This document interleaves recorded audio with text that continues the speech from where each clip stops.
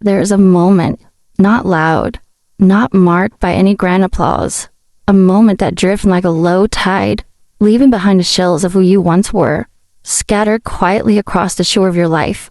And in that moment, something you knows, without need to be told, that the life you built, the one that carried you this far, has begun to loosen its hold on you. You look around the things you once held with such fierce devotion, the roles, the plans, the busy rhythm of days, and they no longer feel quite like yours.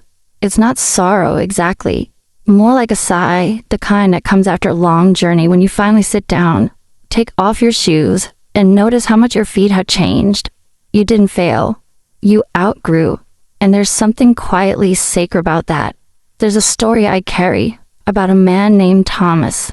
He was 78 when I met him, not famous, not rich, not remarkable by any outward measure, but when he spoke, his voice had the texture worn with strong, weathered, warm from the sun of many decades. Thomas had been a carpenter his whole life, not just in profession, but in soul. He built things, houses, tables, toy boxes for his grandchildren, cribs that held generations. For over 50 years, his hands knew the language of wood and nail, of grain and patience.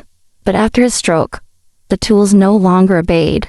He said it broke something in him, not just his body, but the bridge between who he was and who he would have to become. I kept going out to the shed, he told me, just to sit with the sawdust, as if the smell would keep me whole. That's what it feels like sometimes, doesn't it? To sit in the remnants of a life that once fit you perfectly and no longer does. And yet, slowly, something began to shift in Thomas. He started to whittle again, not large pieces, just small ones. He made tiny birds from pine shavings, left them anonymously in the library, at the grocery store, in the coat pockets of his church friends. I'm still building, he smiled, just in ways no one taught me.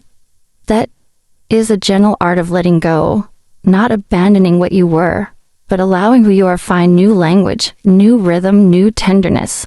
Letting go is not a single act. It's a series of soft surrenders, each one arriving like a leaf falling from a tree, trusting the ground will catch it. There's a kind of sadness that isn't sharp, but wide, like walking into a familiar room and realizing you don't quite belong there anymore. You remember the laughter that once lived in the walls, the purpose that used to hum through your bones when you woke up in the morning. But now it's quiet, not empty, just different. This is the first awakening, that the ache you feel is not something gone wrong, but something gone right.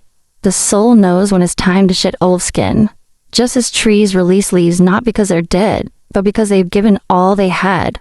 There is nothing weak about changing shape. There is nothing lost in stepping aside from roles that no longer hold you. If anything, it is a beginning of real presence, the kind that isn't attached to performance, but to essence. And it can be lonely at first, because so much of who we were was built in relation to others, the people we cared for, the ones who needed us, the structure of the days that told us who we were. But the second awakening is this: you are not who you used to be, and that is not abandonment, it is becoming. Like ocean waves smoothing out once sharp stones, life softens us. Sometimes we mourn the edges we used to carry, the fire, the ambition, the certainty, but what grows in their place is something deeper. Patience, empathy, the wisdom to be with things without needing to fix them. And you start to notice moments that used to pass you by now stay. The bird on the windowsill, the quiet in the early morning, the way of your own hands resting in your lap. Still here, still warm. Letting go teaches us how to notice again, to not chase so much, to let the day come to you. And then there is memory. Memory does not always cooperate. It rises when it wants to. Sometimes it sings. Sometimes it stings. You may find yourself revisiting old dreams, the ones you didn't get to finish, the lives you might have lived if only. This is a third awakening. That grief isn't only for what you lost, it's also for what you never got to be. And that's okay. You can hold that sorrow like a child on your lap, not pushing it away, not explaining it, just letting it rest. There is beauty in that kind of truth. There's healing in no longer needing to rewrite the story, but finally, gently saying, that was mine, and it mattered. There are parts of you that will never be seen by others. Private gardens of memory that no one walks through but you, and that's the fourth awakening. You don't have to be witnessed to be real. The quiet dignity of your life does not need an audience. Sometimes, just sitting by a window, watching the shadows move across the floor, you remember who you are without anyone needing to tell you. Letting go is not about disappearing. It's about coming home to the self beneath all the names you once answered to. Mother, husband, teacher, provider, achiever, all beautiful roles, but none of the full truth of you.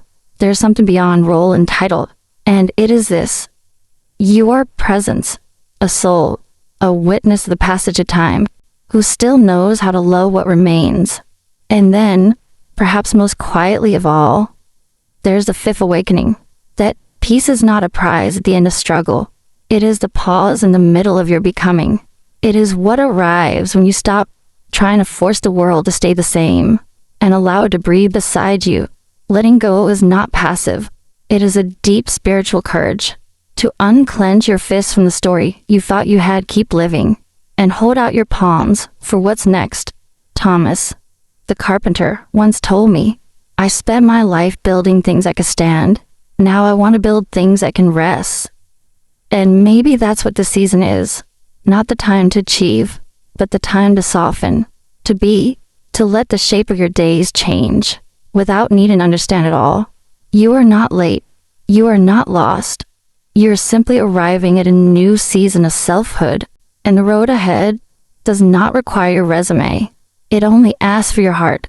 So if you find yourself standing in a life that no longer fits, if the walls feel too tight, the silence too loud, know this.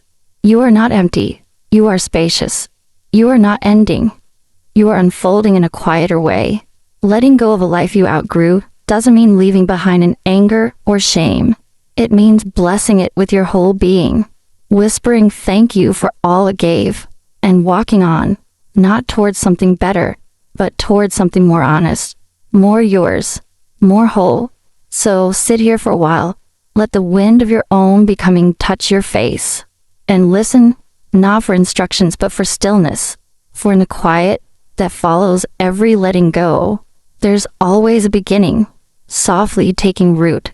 You do not need to know where it will lead, only that it is yours to walk, and that the life still waiting for you is one you don't have to chase. It will come, as gently as you let it, as tenderly as you welcome it, as real as the breath you are taking now. If this touched something quiet inside you, you're not alone here. Silver Steps walks with you.